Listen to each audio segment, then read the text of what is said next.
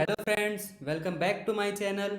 आज हम इस वीडियो में जानेंगे हार्मोन्स एक्शंस के बारे में कि हार्मोन्स की क्रियाविधि क्या होती है, हार्मोन्स काम कैसे करता है। तो हार्मोन्स के स्रावण के उपरांत रुधिर के माध्यम से लक्ष्य कोशिकाओं या टारगेट सेल्स में पहुंचकर हार्मोन्स विशिष्ट प्रतिक्रिया उत्पन्न करते हैं।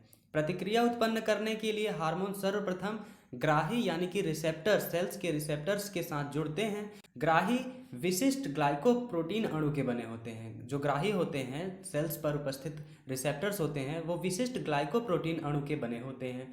ये ग्राही स्थिति के आधार पर, स्थिति के अनुसार दो प्रकार के होते हैं। प्रथम प्रकार के ग्राही लक्ष्य कोशिकाओं के कोशिका झिल्ली पर पाया जाता है। पहले प्रकार के रिसेप्टर्स सेल के झिल्ली पर पाया जाता है, सेल मेम्ब्रेन पर पाया जाता है।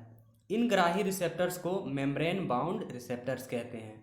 एवं द्वितीय प्रकार के ग्राही लक्ष्य कोशिकाओं के अंदर जीव द्रव्य अथवा केंद्रक में पाए जाते हैं। इसलिए इस प्रकार के रिसेप्टर्स को इंट्रासेल्युलर रिसेप्टर कहते हैं। हार्मोन्स निम्न प्रकार से क्रिया करते हैं। दो प्रकार से हार्मोन्स अपना कार्य करते हैं, फंक्शन करते हैं। पहला है कोशिका कला स्तर पर प्रेरण, induction at cell membrane level. तो बहुत से हार्मोन्स प्रोटीन नेचर्स के होते हैं, लेकिन हमारा सेल मेम्ब्रेन लिपिड का बना होता है। इसलिए ये hormones, protein hormones cell membrane को पार करके सेल के अंदर नहीं जा पाते हैं। तो ऐसी स्थिति में अधिकतर प्रोटीन हार्मोन्स लक्ष्य कोशिकाओं की कोशिका झिल्ली, सेल मेम्ब्रेन पर स्थित ग्राही प्रोटीन्स यानी रिसेप्टर प्रोटीन से जुड़ जाते हैं, जिससे ग्राही हार्मोन्स यौगिक या रिसेप्टर हार्मोन्स कॉम्प्लेक्स बनता है। इस रिसेप्टर हार्मोन कॉम्प्लेक्स के द्वारा कोशिका झिल्ली पर उपस्थित एडिनाइल साइक्लेज एंजाइम सक्रिय हो जाता है। सक्रिय एडिनाइल साइक्लेज एंजाइम मैग्नीशियम आयन की उपस्थिति में कोशिका द्रव्य के एटीपी को एडिनोसिन ट्राइफॉस्फेट अणु को चक्रीय एएमपी यानी साइक्लिक एडिनोसिन मोनोफॉस्फेट तथा पायरोफॉस्फेट में विघटित कर देता है। मतलब एडिनाइल साइक्लेज एंजाइम एटीपी को मैग्नीशियम आयन की उपस्थिति में चक्रीय एएमपी में परिवर्तित कर देता है एवं पायरोफॉस्फेट में विघटित कर देता है।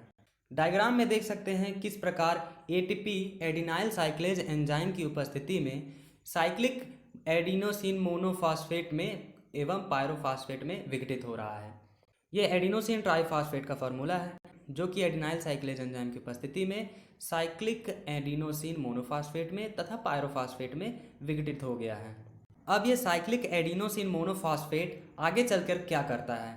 चक्रीय एएमपी एडिनोसिन मोनोफॉस्फेट कोशिका द्रव्य में उपस्थित प्रोटीन काइनेज एंजाइम का सक्रियण करता है। प्रोटीन काइनेज एंजाइम फास्फोराइलेशन की क्रिया द्वारा अन्य एंजाइमों की क्रियाकलापों को प्रभावित करता है।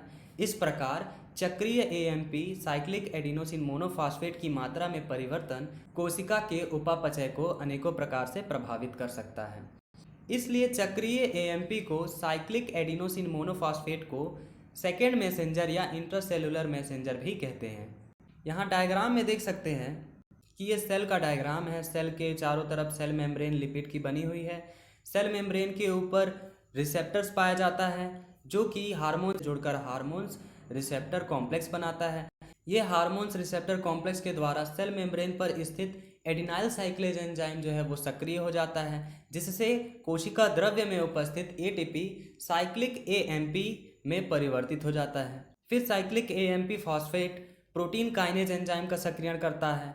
फिर प्रोटीन काइनेज एंजाइम आगे चल के अनेकों एंजाइम्स का फास्फोराइलेशन के द्वारा सक्रियण करता है। अब देखते हैं दूसरे प्रकार से हार्मोन्स कैसे कार्य करता है। जीन स्तर पर प्रेरण, इंडक्शन एट जीन लेवल। अब स्टीरॉयड प्रकार के हार्मोन्स लक्ष्य कोशिकाओं में प्रवेश करके जीव द्रव्य में स्थित विशिष्ट ग्राही प्रोटीन्स से जुड़ करके, रिसेप्टर्स से जुड़ करके एवं ग्राही हार्मोन्स यौगिक बनाते हैं। ये यौगिक केंद्रक के अंदर प्रवेश करके हार्मोन्स को सीधे डीएनए के साथ जुड़कर जीन सक्रिय कारक का कार्य करते हैं, जीन एक्टिवेटर का कार्य करने लगते हैं। ये हार्मोन्स सीधे डीएनए के साथ जुड़कर जीन एक्टिवेटर का कार्य करने लगते हैं। ये जीन सक्रिय कारक यानी जीन एक्टिवेटर सुप्त जीन को, जो इनएक्टिव जीन है, उसको सक्रिय करके एमआरएनए का संश्लेषण कराते हैं। फिर एमआरएनए के अनुरूप ही प्रोटीन्स एवं एंजाइम का संश्लेषण होता है, जो उपापचयी क्रियाओं अथवा वृद्धि आदि को प्रभावित करता है। अब डायग्राम के माध्यम से समझते हैं कि किस प्रकार से जीन लेवल पर हार्मोन्स फंक्शन करते हैं, काम करते हैं। तो देख सकते हैं स्टीरॉयड हार्मोन्स है जो कि सेल मेम्ब्रेन को पार करते हुए साइटोप्लाज्म में कोशिका द्रव में प्रवेश कर जाता है और कोशिका द्रव में उपस्थित इंट्रासेलुलर रिसेप्टर दूसरे प्रकार के रिसेप्टर इंट्रासेलुलर रिसेप्टर से जुड़ जाते हैं और रिसेप्टर हार्मोन कॉम्प्लेक्स बनाते हैं। ये हार्मोन्स रिसेप्टर कॉम्प्लेक्स केंद्रक में प्रवेश कर जाते हैं और केंद्रक में प्रवेश करने के बाद सीधे डीएनए के साथ जुड़ जाते हैं और जीन एक्टिवेटर का कार्य करने लगते हैं और फिर सुप्त जीन को एक्टिवेट करके ट्रांसक्रिप्शन यानी अनुलेखन की क्रिया द्वारा एमआरएनए का संश्लेषण कराते हैं। फिर इस एमआरएनए के अनुरूप ही राइबोसोम में प्रोटीन्स का संश्लेषण होने लगता है। फिर इन प्रोटीन के अनुरूप ही ग्रोथ, एनर्जी प्रोडक्शन एवं ट्रांसपोर्ट जैसे कार्य होते हैं। तो इस वीडियो के माध्यम से हमने समझा कि हार्मोन्स एक्शन किस प्रकार से करते हैं। Thanks for watching.